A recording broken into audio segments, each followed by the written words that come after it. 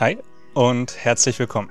Ich bin der Marian von Outdoor Impression und in diesem Video stelle ich euch die Xtasy Packraft CW Serie vor, berichte von unseren Erfahrungen damit und gehe auch auf nützliches Zubehör ein.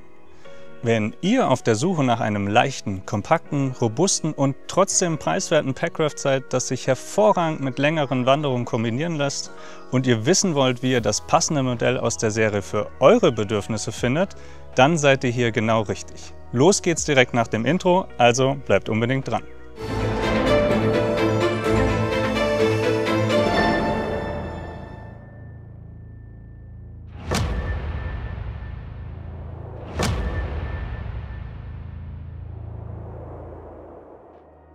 Um mich herum liegen gleich 3 Xtasy CW Boote, 2 normale 250er und 1 mit Spritzverdeck.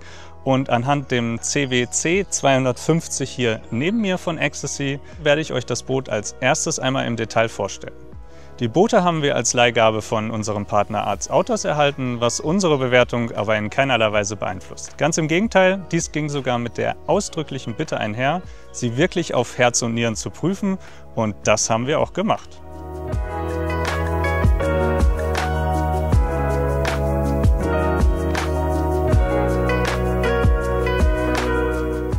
Vier Touren konnten wir insgesamt damit machen, welche zusammen aus 11 Paddeltagen bestanden haben, und vom ruhigen See bis zum wilden Fluss inklusive Wildwasser war alles dabei.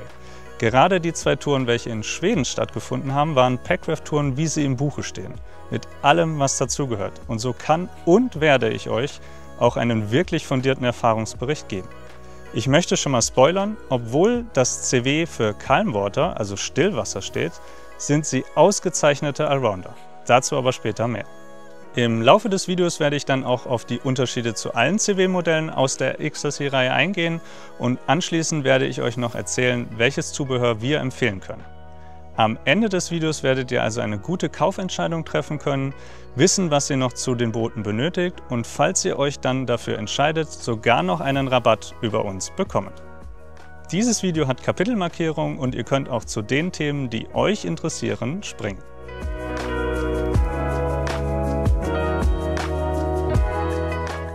Wie gesagt, um das Boot im Detail vorstellen zu können, beginne ich mit dem CWC 250 hier und die Unterschiede zu den anderen Modellen folgen später. Bei einer Länge von 2,5 Metern und einer Breite von 96 cm wiegt das Packraft roh nur 2,85 Kilogramm, einsatzbereit mit dem Minimum 3,24 und mit vollständigem Zubehör 3,77 Kilo. Und es kann trotzdem bis zu 135 Kilogramm tragen. Da das benötigte Zubehör natürlich vom Einsatz abhängt, hier mal nochmal das Gewicht der einzelnen Komponenten als Einblendung, und wen dies interessiert, der kann das Video an dieser Stelle pausieren.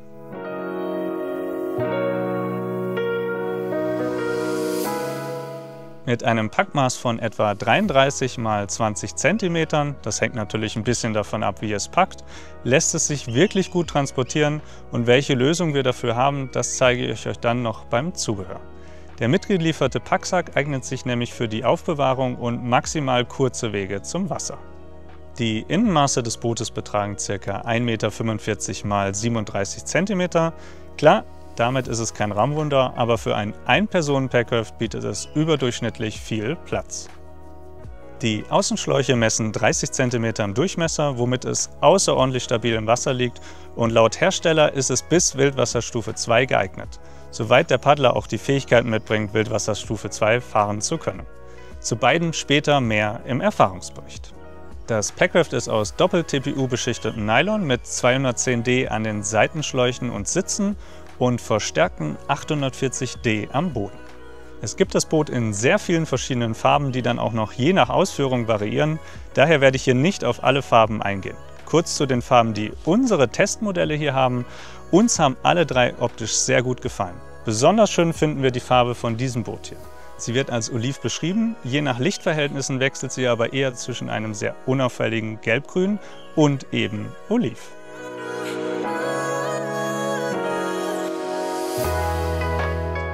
Der Aufbau geht sehr leicht vonstatten. Das Boot kommt in diesem Packsack und ist gebunden mit einem Packriemen. Beim allerersten Aufbau muss man noch den Sitz am Boot montieren. Dafür wird er mit 2 Schnüren über dieses Haltesystem hier quasi angeflochten. Man kann ihn dann aber immer montiert lassen, so haben wir das auch problemlos gemacht und dieser Arbeitsschritt fällt damit später weg.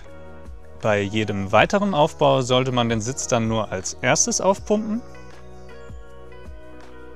Danach kommt die Rückenlehne. Auch diese kann man einmal montiert immer am Boot lassen und dann immer nur noch aufpumpen. Die Rückenlehne kann man mit dem Mund aufpumpen. Für den Sitz und das Boot selbst benutzt man entweder den beiliegenden Pumpsack oder eine Luftpumpe. Auch hierzu später noch mehr beim Zubehör. Aufgeblasen wird die Luftkammer mit einem Druck von maximal 0,1 bis 0,12 bar über das simple, aber funktionale Ventil, welches mit dem Pumpsack fest verbunden wird. Gegebenenfalls steckt man noch die Finne an und fertig aufgebaut ist das Boot.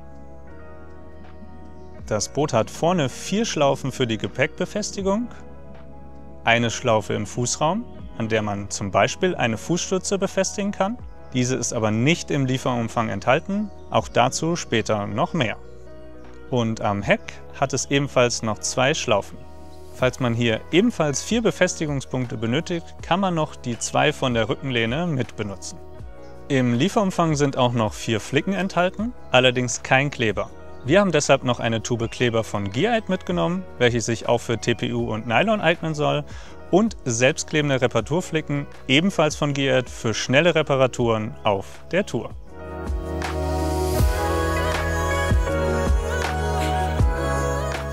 Wie bereits gesagt, diese Packrafts hier durften sich bereits in verschiedenen Situationen beweisen und dabei haben sie immer sehr gut performt. Für einen Ersteindruck sind wir damit auf dem Biggesee gepaddelt, dann haben wir eine 3-tägige Flusswanderung mit bis zur Wildwasserstufe 2 Plus auf der Kill gemacht und im Anschluss noch 2 Touren in Schweden, einmal 2 und einmal 5 Tage und beide mit Seen und Flüssen, welche die Wildwasserstufe 2 Plus vielleicht auch schon mal überschritten haben. Die Tour auf dem Biggesee war ein erstes ruhiges Austesten, bei dem wir die Boote kennenlernen konnten und uns vor allem die Fahreigenschaften angeschaut haben. Zuerst einmal ohne Finne und dann mit und quasi die ganze Zeit ohne Gepäck. Bei einer 3-tägigen Tour mit vollständigem Equipment für 2 Nächte draußen auf der wilden Kill, welche sowohl ruhige Abschnitte, Abschnitte mit Wildwasser 1 und einzelne Passagen mit Wildwasser 2 hatte, konnten wir die Boote vor allen Dingen auf ihre Tauglichkeit für Flusswanderungen prüfen. Das Video zur Tour ist bereits online und wir verlinken es euch hier und am Ende von diesem Video. Vor kurzem durften wir damit auch noch 2 sehr spannende Touren in Schweden machen, welche wie eingangs schon gesagt wirkliche Packraft-Touren waren, wie man sie sich vorstellt. Denn dort durften wir Boot und Equipment zum Wasser tragen, mussten oft umtragen und konnten auf einem kleinen Wildfluss mit Wildwasser bis 2 Plus, aber auch auf ruhigen Seen paddeln. Und wir haben auch nicht selten erfolgreich von den Booten aus angeln können, was nebenbei gesagt auch sehr gut funktioniert hat.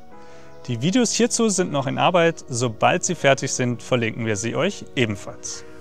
Unsere Erfahrung aus all diesen Touren ist folgende. Die Finne macht einen Unterschied, aber keinen so großen, denn die Boote haben auch ohne Finne schon eine bemerkenswerte Spurtreue. Hier verdienen sie sich den Namen Calm Water auf jeden Fall. Was einen deutlich spürbaren Unterschied bei der Spurtreue macht, ist die Beladung. Mit etwas Gepäck vorne auf dem Bug fahren sie sich auf jeden Fall deutlich besser. Ohne sind sie etwas drehanfälliger. Ich würde also auch auf Tagestouren das bisschen Gepäck, was ich dann dabei habe, nach vorne packen. Aber dort ist sowieso der beste Platz, um Gepäck zu befestigen.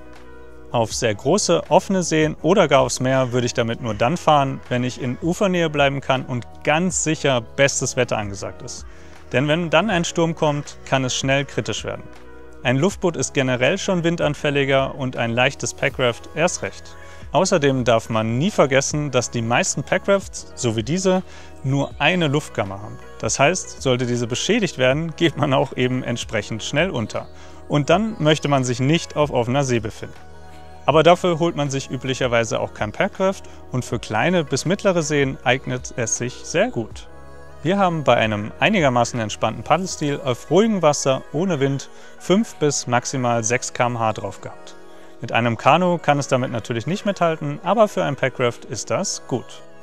Auf dem Fluss fuhr es sich sehr gut und es liegt extrem stabil im Wasser, egal ob mit oder ohne Gepäck. und verzeiht einem dadurch auch viele Fehler, womit es sich ebenfalls gut für Einsteiger eignet. Wildwasser 2 gibt, wie gesagt, der Hersteller an und die schafft es allemal. Wenn man viel im Wildwasser 2 unterwegs ist oder diese Stufe auch hin und wieder mal überschreitet, dann nimmt das Boot mit der Zeit allerdings Wasser und man muss es hin und wieder ausleeren. Das fanden wir bei unserer Flusswanderung jetzt nicht super nervig, aber wenn das der Haupteinsatz des Bootes sein soll, dann wäre das Modell mit Spritzschutz wahrscheinlich sinnvoller. So würden wir uns mit dem Boot dann auch noch bis ins Wildwasser 3 trauen. Mit dem richtigen Paddler schafft das Boot das auf jeden Fall und mit einem Profi-Paddler wahrscheinlich auch noch mehr. Aber es geht hier wirklich vor allem um die Erfahrung und ich möchte an dieser Stelle wieder einmal betonen, dass ich jedem unerfahrenen Paddler davon abrate, sich einfach so ins Wildwasser zu begeben. Die eigenen Fähigkeiten sind dort eben deutlich wichtiger als die des Bootes und man sollte geübt sein. Denn der Paddelsport kann sehr gefährlich sein, ganz besonders im Fließgewässer. Was die Robustheit der Boote angeht, wir haben sie wirklich nicht geschont, sind im Fluss bei normalem Gebrauch immer wieder über Felsen und Bäume mit spitzen Ästen gefahren und es hat gerade einmal ein paar Mikrokratzer gehabt. Nach den Touren in Schweden, bei denen ein Fluss viel zu wenig Wasser hatte und wir das Boot beladen über Stock und Stein ziehen mussten, hatte es natürlich mehr Schramm, aber keine, die die Funktion in irgendeiner Form eingeschränkt hätte. Und so, wie wir es dort beansprucht haben, macht das wohl auch kein normaler Mensch. Darum muss man sich also keine Sorgen machen. Dennoch, um das geringe Gewicht zu erzielen, ist das Material natürlich dünner als beispielsweise bei einem Gumotex-Boot. Und deshalb, genauso wie wegen der eben erwähnten einzelnen Luftkammer, würde ich immer Reparaturmaterial mitnehmen. Auch auf kurzen Touren, denn wenn das Boot doch mal mit Kraft und Gewicht auf einen richtig spitzen Gegenstand, zum Beispiel einen abgebrochenen Ast, gedrückt wird, könnte es schon einen Durchschlag geben. Das Boot eignet sich auch für mehrtägige Touren, so wie wir sie gemacht haben. Denn die Traglast ist mehr als ausreichend und man kommt damit auch voran. Aber man muss mit dem Platz natürlich gut wirtschaften und sich beim Umfang des Equipments vielleicht etwas beschränken. Das gehört zum Packraften aber dazu. Und auf den 3 mehrtägigen Touren, von denen die längste wie gesagt 5 Tage ging, haben wir alles an Equipment zum Paddeln, zum Wildcampen, zum Angeln und zusätzlich noch unser sehr umfangreiches Kameraequipment dabei gehabt und es hat gut funktioniert. Den ein oder anderen könnte vielleicht auch noch interessieren, wie sich denn nun ein solches Packraft hier im Mittelpreissegment von einem vergleichbaren Produkt eines namenhaften Herstellers im höherpreislichen Segment unterscheidet. Wir hatten zeitgleich noch einen Microraft von MRS im Test und können sagen, dass die Unterschiede nicht bei der Qualität, den verwendeten Materialien oder gar der Verarbeitung liegen. Hier haben beide Boote wirklich gleich gut abgeschnitten. Und auch bei der Performance waren maximal kleine Unterschiede. So war das MRS noch ein kleines bisschen stromliniger und spurtreuer und dennoch sind wir beide gleich gut vorangekommen. Aber wenn man dann eben nach den Unterschieden sucht, dann findet man sie vor allen Dingen bei der Ausstattung. Beim MAS sind zum Beispiel 2 Finnen in unterschiedlicher Länge mit dabei. Es hat etwas mehr Befestigungsschlaufen und man kann es auch noch konfigurieren. Ja, auch das Ecstasy gibt es in verschiedenen Ausführungsvarianten und man hat durchaus auch schon etwas Vielfalt, aber das MAS kann man eben wirklich frei konfigurieren und kann dann auch entscheiden, welche Farbe, mit welcher Ausstattung und in welcher Größe. Aber dennoch, die Unterschiede sind wirklich eher geringfügig. Und wenn bei dem hochpreisigeren Boot nicht irgendein Ausstattungsmerkmal dabei ist, das ihr unbedingt benötigt, dann könnt ihr guten Gewissens zum günstigeren Ecstasy greifen.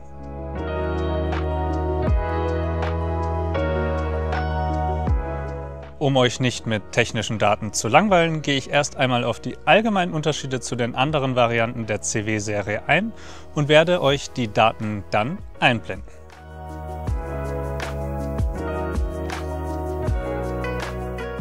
Das CWC 250 gibt es noch mit Verdeck, so wie es hier liegt.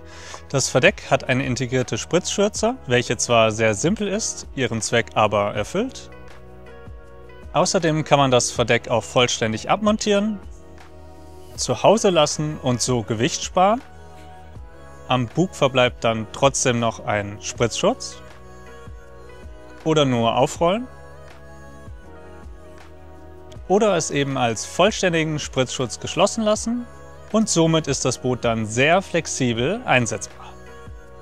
Deshalb ist es tatsächlich auch die Variante, die ich bevorzugen würde, denn unsere Touren finden auf Seen und Flüssen statt und bei letzteren gehen wir auch immer öfter ins Wildwasser und dabei ist das Verdeck echt Gold wert.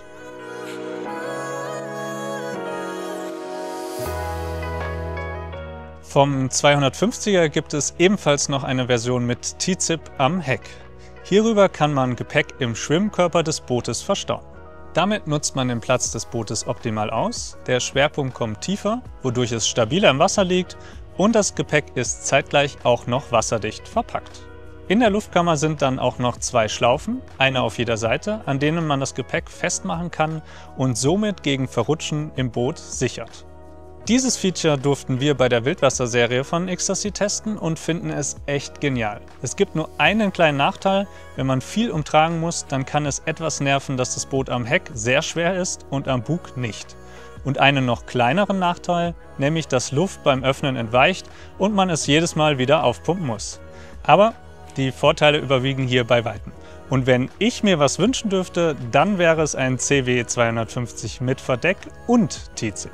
Damit wäre es für mich das perfekte Packraft. Das gibt es Stand heute zwar noch nicht, aber wer weiß, manchmal werden Wünsche ja wahr.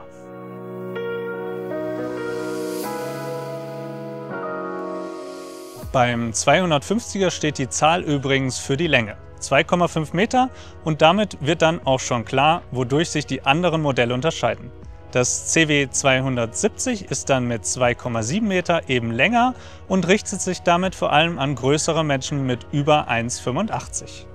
Aber auch wenn ihr mehr Gewicht transportieren oder mehr Platz im Boot haben wollt, dann wäre es ein Blick wert. Es ist dadurch logischerweise schwerer, weshalb ich es auch nur empfehlen würde, wenn man es wirklich braucht. Denn beim Packraft geht es ja ums Gewicht.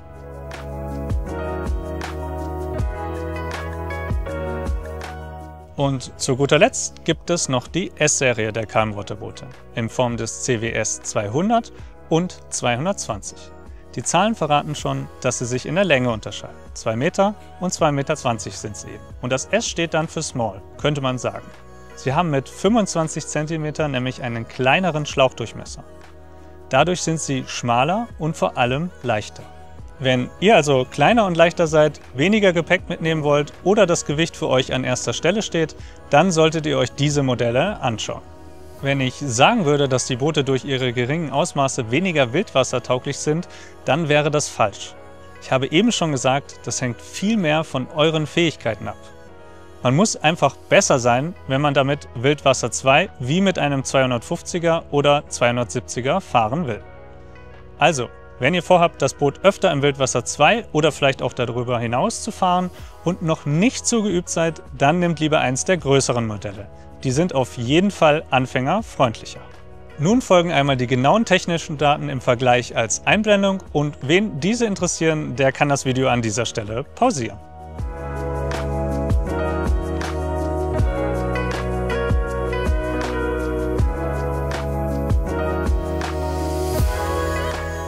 Das folgende Zubehör ist natürlich keine vollständige Liste dessen, was ihr benötigt, aber es handelt sich hierbei um Zubehör, das wir überwiegend getestet haben und es als sinnvoll einstufen. Links zum Boot und sämtlichen gleichfolgenden Zubehör findet ihr unten in der Videobeschreibung. Und wenn ihr darüber bestellt, dann könnt ihr mit unseren Rabattcodes sogar nochmal Geld sparen. Die Codes findet ihr mit den Links in der Videobeschreibung.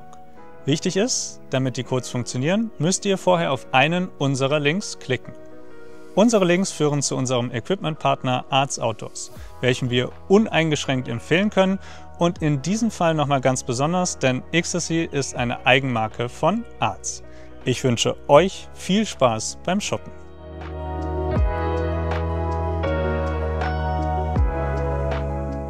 Ein Paddel gehört natürlich zur Pflichtausstattung. Wenn ihr euch ein Packraft holt, weil ihr wie wir längere Touren machen wollt, bei dem Boot und Equipment auch mal getragen werden müssen, dann solltet ihr am besten überall Gewicht sparen, auch beim Paddel. Und hier sind dann Paddel aus Carbon oder Fiberglas sinnvoll. Falls ihr euren Geldbeutel schonen wollt, dann nehmt ein Alupaddel. Und für einen besseren Transport im Rucksack empfiehlt sich ein vierteiliges.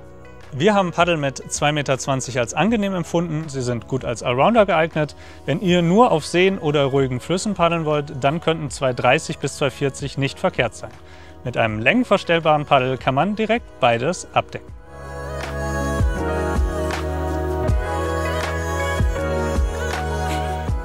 Da ein Pumpsack beim Boot dabei ist, ist die Pumpe natürlich kein Must-have.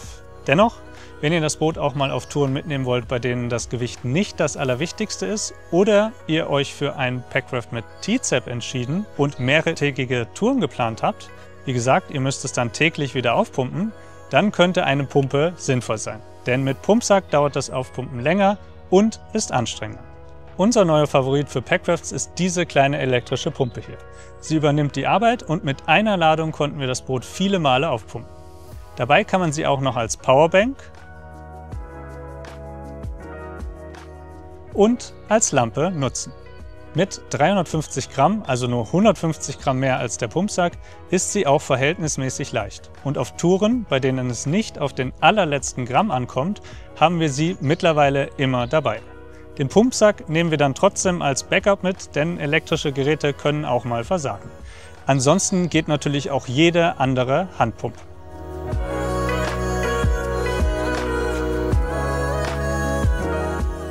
Packtaschen bzw. Rucksäcke gibt es in einer sehr großen Preisspanne und mit erheblichen Unterschieden bei Ausstattung und Volumen.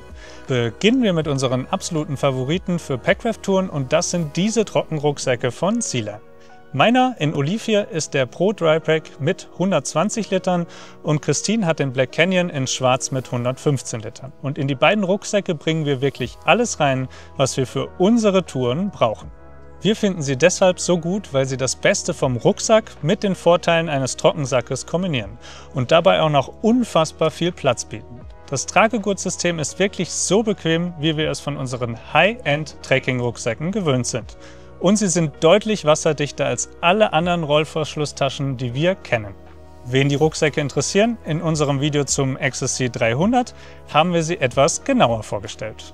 Wem der Anschaffungspreis der Sea-Line Rucksäcke zu hoch ist, für den könnte sich auch noch ein Blick auf den Hiko Trek Backpack mit 80 Litern lohnen. Er ist deutlich günstiger, ebenfalls wasserdicht und es passt auch einiges hinein. Wer damit aber eine längere Tour mit viel Equipment wie wir machen will, der wird einiges außen dran hängen müssen. Durch den simplen Rollverschluss kommt schneller Feuchtigkeit und das Tragegurtsystem ist weitaus unkomfortabler. Eine gute Alternative zum Hiko ist auch noch die 85 Liter Variante vom Earthpack. Die Tragegurte sind ein klein wenig komfortabler, dafür ist er etwas kleiner, obwohl der Hersteller ihn mit mehr Volumen angibt. Für alle, die möglichst preisgünstig davon kommen wollen, die sollten sich die Trockensäcke von XSC hier anschauen, beziehungsweise das Trockenrucksack Pardon dazu. Mit maximal 60 Litern passt hier zwar nicht viel mehr als das Boot rein, aber man kann ja auch mehrere davon mitnehmen. Zumindest, wenn man zum Gewässer nicht weit wandern muss. Genauso kann man natürlich auch einen großen, bereits vorhandenen Wanderrucksack nehmen. Einen sollte nur bewusst sein, dass bei anhaltendem Regen oder gar einer Kenterung das Equipment natürlich nicht gegen Wasser geschützt ist. Zumindest gegen Regen und Spritzwasser würde ich solche großen, ultraleichten Trockensäcke hier mitnehmen. Mit 80 Litern füllen Sie einen normalen Rucksack komplett aus und überall, wo das Risiko einer Kenterung gering ist, reicht das aus. Auch diese Bowbags von XSC können wir empfehlen. Sie lassen sich sehr einfach am Boot anbringen und eignen sich wunderbar für Equipment, welches während der Fahrt zugänglich sein soll. Sie sind nur nicht wasserdicht und schützen maximal vor Spritzwasser. Daher nur Sachen reintun, die nass werden dürfen. Falls die Wasserdichtigkeit für euch wichtig ist, dann gibt es hier Modelle von anderen Herstellern wie zum Beispiel MRS. Oder ihr nehmt diese neue Ortlieb Duffel Lightyear, mein absoluter Favorit. In der Größe 40 Liter ersetzt sie mehr als das Volumen eines Bowbags. Man kann sie auch mit nur einem Gurt am Heck festmachen. Sie ist vollständig wasserdicht dank T-Zip und wiegt gerade mal 760 Gramm. Die Ortlieb Duffeln im Allgemeinen gibt es auch in verschiedenen Größen und sie sind dann eine sehr gute und absolut wasserdichte Wahl, wenn ihr nur kurze bis mittlere Strecken bis zum Wasser zurücklegen müsst. Man kann sie nämlich auch wie einen Rucksack tragen. Dabei sind sie aber nicht so bequem wie ein echter Trekking-Rucksack oder die Sea-Line. Aber egal welche Variante, etwas Feuchtigkeit kann immer reinkommen und daher packen wir alles, was gar nicht nass werden darf, immer noch in diese ultraleichten Trockensäcke vom Wandern.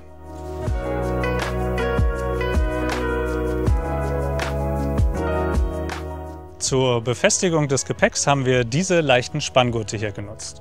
Und auch etwas Paracord und Karabiner können sinnvoll sein. Für ein kurzes Seil als Festmacher haben wir ebenfalls Paracord verwendet und mit einer Schlaufe am Ende kann man es auch zum Treideln nutzen. Durch das Paracord spart man auch hier Platz und Gewicht gegenüber einem richtigen Seil.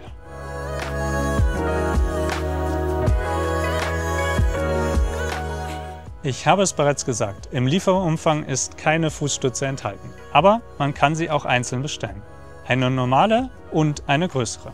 Wir haben die Boote sowohl mit als auch ohne getestet und können sagen, unbedingt brauchen tut man sie auch nicht. Je nachdem, wie lang ihr im Verhältnis zum Boot seid und vor allem, wie ihr es beladet, funktioniert es auch ohne. Auf einer Tour hatten wir zum Beispiel ein kleines Gepäckstück an den Füßen und dieses hat dann als Fußstütze fungiert. Im leeren 250er brauche ich aber bei 1,82 Körpergröße die Fußstütze und Christine sogar eher die größere, weil sie kürzere Beine hat. Ich würde euch empfehlen, bestellt euch erstmal das Boot und testet, ob ihr eine braucht. Die Stütze steckt später komplett vorne im Boot. Kommt ihr mit euren Füßen bis zum Befestigungspunkt der Fußstütze, benötigt ihr die kleine. Habt ihr hingegen noch mehr Abstand, dann wählt die große Stütze.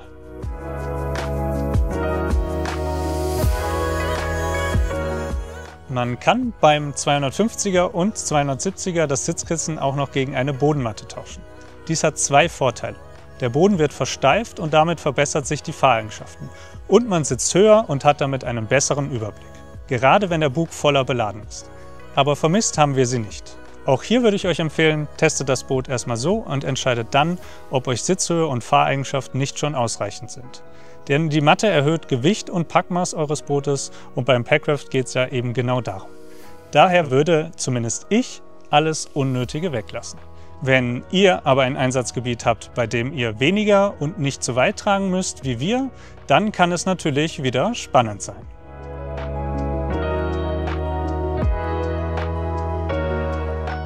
Da es nicht explizit zur Ausrüstung des Packrafts gehört, werde ich hier nicht im Detail drauf eingehen, aber es sei trotzdem einmal kurz gesagt, sämtliches Sicherheitsequipment darf natürlich auch nicht fehlen. Eine Schwimmweste sollte man immer dabei haben und am besten auch immer tragen. Ein Wurfsack ist besonders beim Flussfahren sinnvoll, genauso auch ein Helm. Und die Kleidung sollte an die Wassertemperaturen angepasst werden. Bitte informiert euch im Vorfeld jeder Tour, welches Sicherheitsequipment notwendig ist und geht keine Risiken ein.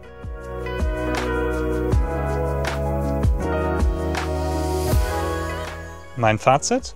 Offiziell ist es die Calmwater-Serie von Xtasy. Aber für mich sind sie Top-Allrounder, die sich extrem vielfältig einsetzen lassen. Besonders das Modell mit Verdeck.